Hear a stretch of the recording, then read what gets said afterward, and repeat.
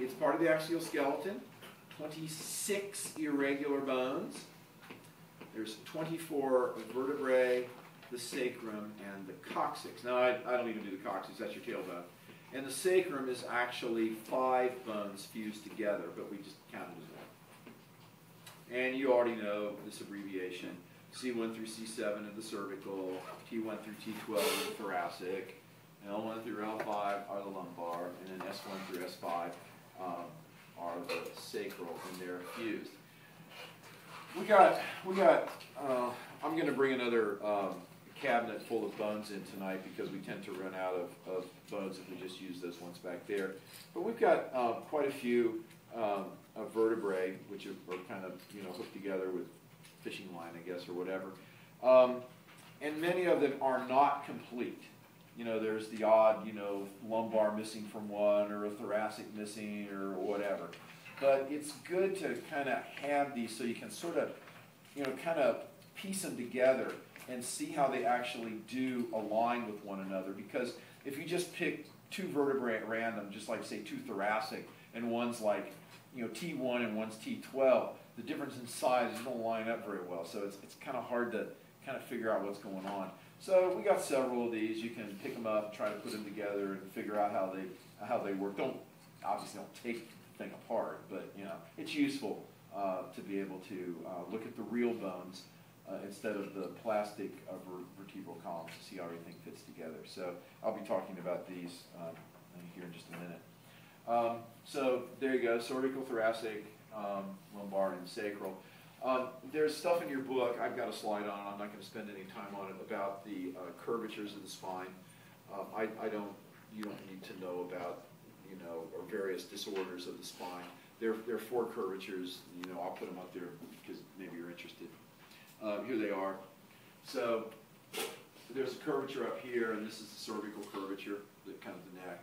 And then the back, of course, this is the thoracic curvature. Then the lumbar curvature.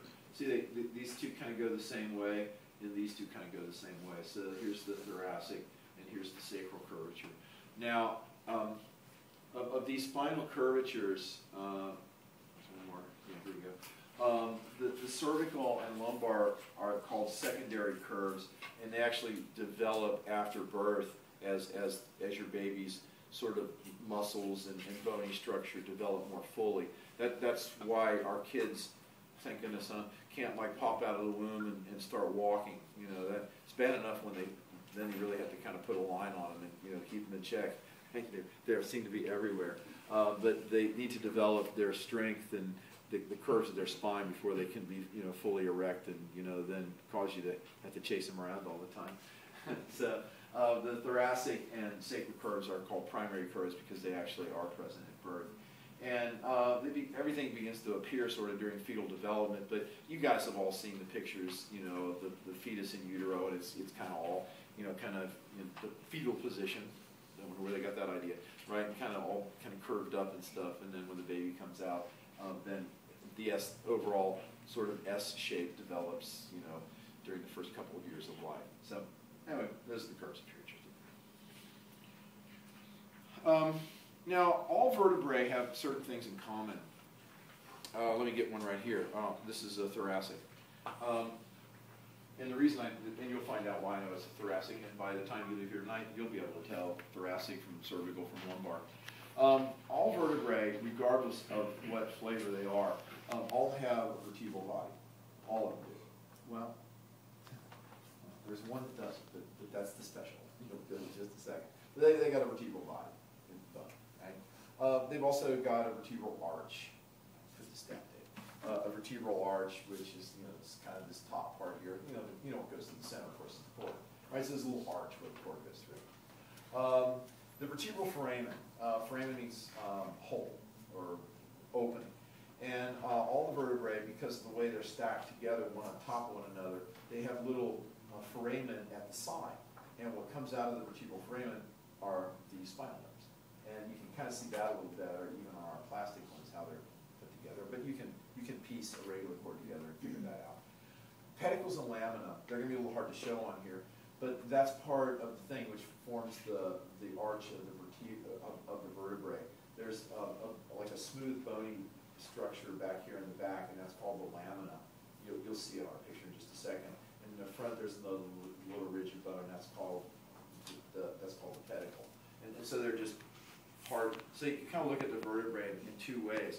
There's the body here, and then there's this kind of stuff back here that's sort of attached on. It's attached on right here to something called the pedicle. And then these smooth areas back here on either side of this spinous process, they're called lamina. But all the vertebrae got that. And they all have articular processes, both superior and inferior, because remember, vertebrae stack on top of one another. And an articular facet, it's just the place, a little smooth spot you see on here, where there's superior and an inferior, where they all just kind of stack on top of one another. And all vertebrae, all of them actually, I was thinking one that doesn't, but all of them are going to have some sort of spiny thing here. It's gonna be different in some of the vertebrae. So this is called a spinous process, the algotum. And sometimes the spinous process can tell you what kind of vertebrae it is. The thoracic vertebrae, the spinous process generally slopes downward. You can see this one is, and it's kind of long and slender. So right away, you know this is a thoracic just because of the spinous process. And if you look at like a lumbar vertebrae, the lumbar vertebrae are the five lower vertebrae. These are for their weight bearing, more weight bearing than anything else. And the spinous process here is generally described as being hatchet shaped. It's much more